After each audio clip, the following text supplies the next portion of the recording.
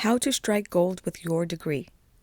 In this episode, I will discuss different ways we as SLPs can exercise the skill set we have learned and earned, whether we stay in the field for many years or if we transition into other ventures. We can apply our CSD degree or degrees to an industry or niche that values it and will compensate us for it. My first example of an SLP that uses their knowledge to gain multiple income streams is Ebony Green, MS ccc-slp. Ebony is the founder of CASA, C-A-S-A, Comprehensive Accessible Services for All, and has more than one therapy clinic. She has a masterclass on how to conduct or win school contracts for SLPs in private practice. So if that is something you want to pursue or learn more about, you can check her course out at schoolcontractingmasterclass.com. If the site is still good, or you can search for it in a search engine. So let's talk a little bit more about Ebony Green. She is a multi-school contractor. In addition to traditional SLP treatment, she offers school-based treatment services, teletherapy in schools for private clients, a Spanish immersion camp, and baby sign language classes, in addition to much more. She offers multiple products and services and keeps the cash flow coming. Check out her website at www.casaspeechaz.com. So just to recap my first example, Ebony earned her first contract on her 7th attempt. Leveraging existing resources, she grew her business from 1 to 20 employees. She has more than one clinic due to high demand of service, has a masterclass, and gets referrals from homeschool moms. She uses her CSD degree knowledge to earn a lucrative income, and you can do it too. Why not you? Example SLP number 2 is Hallie Bulkin. She is the founder of Little Sprout Speech, LLC. She specializes in treating orofacial myofunctional disorders and pediatric motor speech and feeding disorders. She has a podcast called The Untethered Podcast at untetheredpodcast.com, and she has a 12-week online course at feedthepeds.com. That's FEEDTHEPEDS.com. It's called The Foundations of Pediatric Feeding and Swallowing. As a certified orofacial myologist and speech pathologist, right? So in addition to her speech therapy traditional practice, she is also the owner of Metro Myo and has orofacial myology clients as well. She founded the Myo membership, where professionals could join a community to receive resources about orofacial myology. She is also the founder of the REAL, Real Biz Mastermind, which provides coaching for private practice owners looking to increase revenue by 6 to 7 figures. So as a recap for this example, Hallie Bulkin has an online SLP membership service, has an online course, has clients from her own private practice, does private coaching, and has a podcast. She utilized her CSD degree knowledge to earn 6 figures in only 8 months. Sometimes people hear examples and they might say to themselves, well, every SLP cannot do this and all make a living, but every SLP cannot be all things to all clients. My specialties are with geriatric adults and neurogenic disorders. I take courses in my areas of weakness from SLPs who specialize in things like autism or craniofacial anomalies, just like they take my courses when I'm teaching in dysphagia or my other strengths. So definitely know that you can cash in on your specialty or your niche or your areas of expertise.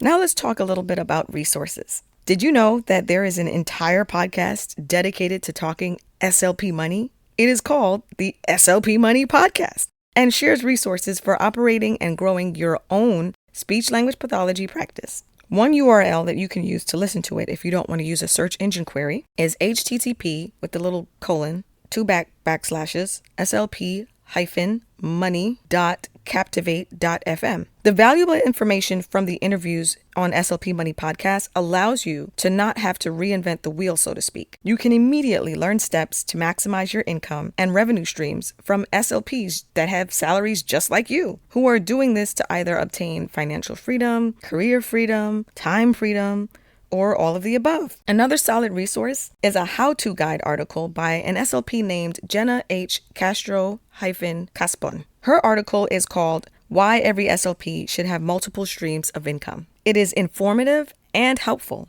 I recommend you search for it on a search engine and read that article. Another example of an SLP earning high dollars with their degree knowledge is Athena Haggerty, who makes six figures out in northern Arizona. By the way, I learn about these SLPs from articles, podcasts, and occasional conversations at conferences that are available to the public. I am not being endorsed by any of them. I'm just freely plugging in their businesses and their courses and their information. But anyway, I'm rambling. Back to Athena. She runs a small staffing company/agency with 3 employees at difficult to staff places. She has private clients and subcontracts herself to different places. I'll give one more example of a specific clinician before I list ideas on some non-direct SLP roles that you can still use your SLP knowledge to get paid. My next SLP example is that of Catherine Mansowicz. Catherine Mansowicz, MS CCC-SLP, who wrote a very good financial literacy article on the website moneyandmountains.com called How to Get Rich. She has a unique lifestyle, living full-time in an RV, and she paid off $60,000 of debt in less than 3 years. Now, what about other non-treatment type roles that you might want to try, but you still want to earn income from your knowledge of CSD? I know of well over 100 jobs that you can do with our degree, but that's an entirely different video. So I'll just talk about a few here. So how do you disseminate your CSD knowledge? You can be an instructor, adjunct professor, paid guest lecturer, yes, a paid guest lecturer at community colleges or at the university level. You can also work in curriculum development for CSD or work in marketing for an existing speech-language pathology department or program, since we pretty much already understand what the major entails. Next is you can use your CSD knowledge in healthcare sales. You can utilize your SLP knowledge to helping to convince people to continue treatments. You can do medical sales. You can work with software or technology sales for products or services that enhance communication. Next is corporate level for nursing homes or rehab centers or hospitals. Aside from directing clinical SLPs and the clinical program, SLPs solve problems with families daily. As an SLP, with that knowledge, you can help the company develop business with potential patients through development of business models for the speech therapy division or larger rehab division. Next idea is using your SLP knowledge as a workman's compensation claim specialist or workman's compensation adjuster for rehab workers or people that can get hurt helping patients or on the job. Another possibility is a CEU course content creator. You can create an official company and throw your own speech therapy conferences. Invite CEU speakers and earn money from conference and vendor fees. You can also use your CSD knowledge to teach CEU courses. Next is earn money as a legal SLP consultant or forensic SLP or SLP expert witness. You can use your expertise and knowledge to help lawyers, hospitals, insurance companies. I have made money working with court cases. You can use your expertise to provide input on malpractice lawsuits, insurance claim disputes, IEP benefit hearings, and much more. Forensic SLPs are sometimes expected to directly evaluate people and report findings to courts. An example of a forensic SLP can be found on inlandspeechpathology.com.